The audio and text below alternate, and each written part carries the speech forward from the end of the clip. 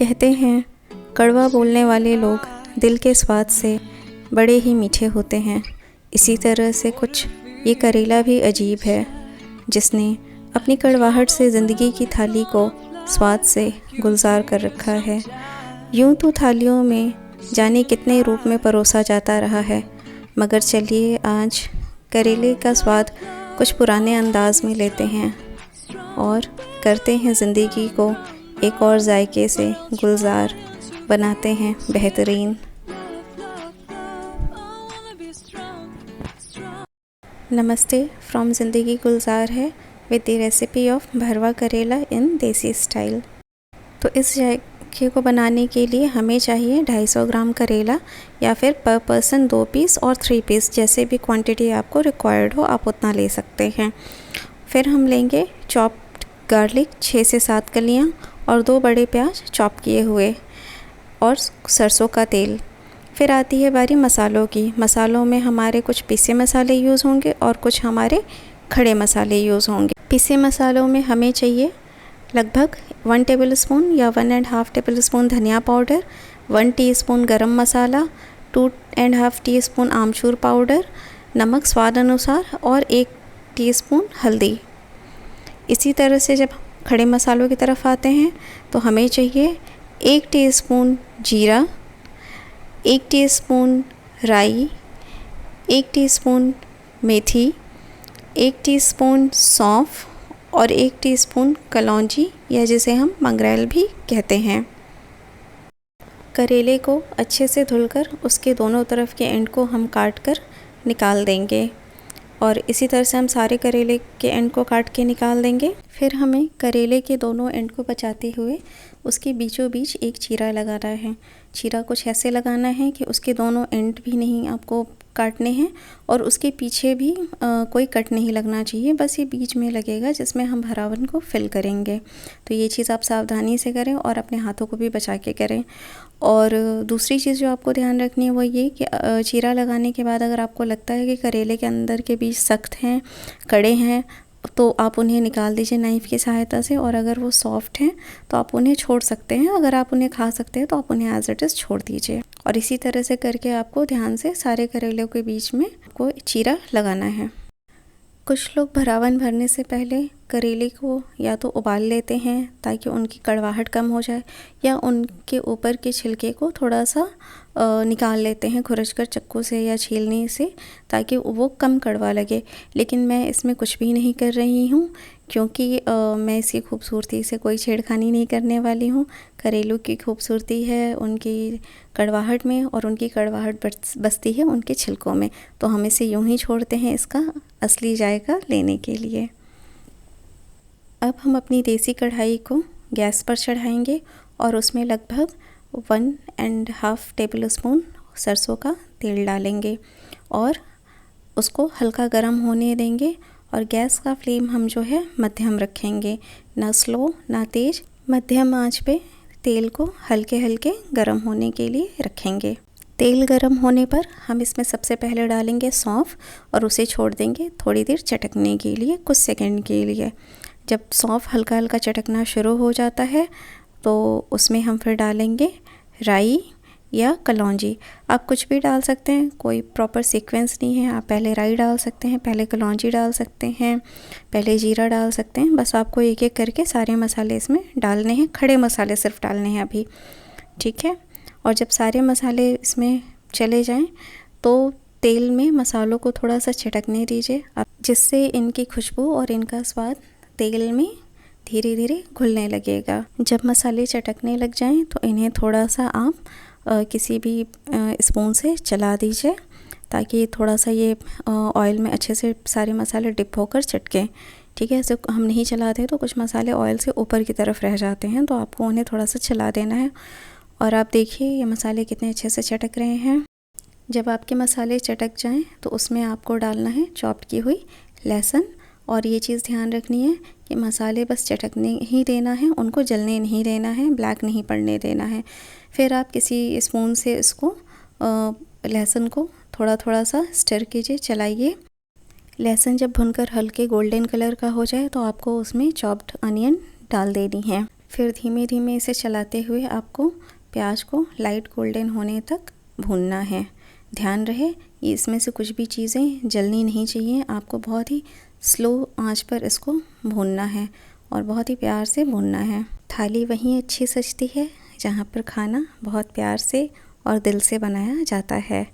आप देखिए हमारा प्याज जो है वो अब धीरे धीरे लाइट गोल्डन भुनना शुरू हो चुका है। आप देखिए प्याज भुन गया है, गोल्डन हो गया है। और अब हम इसमें डालेंगे सबसे पहले धनिया पाउडर, फिर इसमें हम डालेंगे हल्दी और इसी तरह से एक एक करके इसमें सारे पीसे मसाले हम डाल देंगे जो हमने पहले इंग्रेडिएंट में मेंशन किया था, जैसे नमक, आमचूर पाउडर, उसके बाद से आपका आता है गरम मसाला। और अब हम एक बड़े कप से नाप कर इसमें पानी डालेंगे और चलाते हुए मसालों को भूनना शुरू करेंगे। और अब हम धीमी आंच पर मसालों को बराबर चलाते हुए भूनेंगे और हमें इन्हें तब तक भूनना है जब तक कि मसालों से तेल छोड़ना शुरू ना कर दे और पानी पूरी तरह से सूख ना जाए। मसालों से अब तेल छूटने लगा है, इसका मतलब यह है कि हमारे मसाले अब लगभग भुन चुके हैं, लेकिन हम इसे थोड़ी देर और चलाएंगे ताकि ये थोड़ा और अच्छे से भुन जाए। इसका पानी भी अब पूरी तरह से इवापोरेट हो चुका है। थोड़ी देर चलाने के बाद गैस बंद कर दीजिए और मिक्सचर को ठंडा होने के लिए छोड़ दें। जब मिक्सचर पूरी तरह ठंडा हो जाए तो उसे एक प्लेट में निकाल लीजिए और अपने हाथों से हल्के हल्के उसे भरभरा करना है ताकि हमें ये फिलिंग भरने में आसानी रहे। और अब बारी आती है करेले की स्टफिंग की। आप देखिए ये करेले में जो हमने चीरा लगाया था इसको अब हम भरावन से फिल करेंगे। अगर आपको लगता है कि करेले के अंदर कुछ हार्ड बीज रह गए हैं, कड़े बीज रह गए हैं, तो आप उन्हें वापस से निकाल दीजिए। फिर हम थोड़ा थोड़ा भरावन लेकर इस करेले में भरना शुरू करेंगे और हमें जो जितना स्पेस चीरे में आपको मिलता है आपको वो पूरा फिल कर देना है। बस ध्यान ये रखना है कि आपको बहुत ऊपर तक नहीं भरना है, करेले की सतह तक ही उसको भरना है। अगर आप बहुत ऊपर तक करेलों में स्टफिंग कर देंगे तो जब आप इन्हें तेल में डालेंगे तो ये सारे मसाले जो हैं करेले से निकलकर तेल में आ जाएंगे और आपका करेला बिल्कुल अंदर से खाली हो जाएगा, उसमें कोई स्टफिंग नहीं बचेगी और साथ ही साथ आपकी पूरी सब्ज़ी का एक जायका जो है वो भी उस तरह का नहीं रहेगा जिस तरह का आपको बनाना है। और इस तरह से हमने सारे करेलों की स्टफिंग कर ली है। आप देखिए ये कितने सुंदर लग रहे हैं देखने में और मैंने इनका छिलका नहीं निकाला था स्क्रैच करके और आप देख सकते हैं इनकी खूबसूरती कैसी है। चलिए अब हम इन्हें पकाना शुरू करते हैं। जिस कढ़ाई में हमने मिक्सचर तैयार किया था उसी कढ़ाई को हम ले रहे हैं। उस कढ़ाई को मैंने धुला नहीं है, उसी में मैं तेल डाल रही हूँ और तेल हम ले रहे हैं लगभग 2 टेबल स्पून। अब तेल को हम मध्यम आंच पर आराम से गर्म होने देंगे धीरे धीरे और थोड़ी देर वेट करेंगे। जब तेल हमारा गर्म हो जाएगा तो फिर हम उसमें एक एक करके अपने स्टफ़्ड करेलों को रखना शुरू करेंगे और एक एक करके हम सारे स्टफ़्ड करेलों को अरेंज कर लेंगे अच्छे से। आप सोच रहे होंगे कि ये तो हम फ्लैट कढ़ाई में भी बना सकते हैं, तो मैंने ये देसी कढ़ाई क्यों ली जिसमें तेल बॉटम में ही है पूरा और ये पकेगा कैसे। आप चिंता ना कीजिए, ये बिल्कुल अच्छे से पकेगा और बहुत क्रिस्पी बनेगा। पुराने ज़मानों में इन्हीं कढ़ाइयों में हम पकाया करते थे। और देखिए खाने का तो शौक़ सबको होता है, स्वाद सबको पसंद है, लेकिन बर्तन हर तरह के, हर आधुनिक बर्तन हर घर में नहीं होते हैं, मगर ये कढ़ाई आपको हर घर में मिलेगी। एटलीस्ट इंडिया के तो हर घर में ये कढ़ाई आपको मिल ही जाएगी। तो इसीलिए हमने सोचा कि क्यों ना हम उसी देसी कढ़ाई में आपको ये रेसिपी बना के दिखाएं, ताकि आपको ये टेंशन ना रहे कि मेरे पास अब अगर फ्लैट कढ़ाई नहीं है तो मैं कैसे पकाऊँ। जब हम इसे पूरा अरेंज कर लेंगे तो हम इसमें थोड़ा थोड़ा पानी का छिड़काव करेंगे चारों तरफ से और बीचों बीच। और आप देखिए पानी छिड़कते ही कैसे तेल ऊपर की तरफ आने लगा है। और अब हम इसे थोड़ी देर के लिए ढककर पकाएंगे ताकि ये भाप से अच्छी तरह से पकना शुरू हो जाए।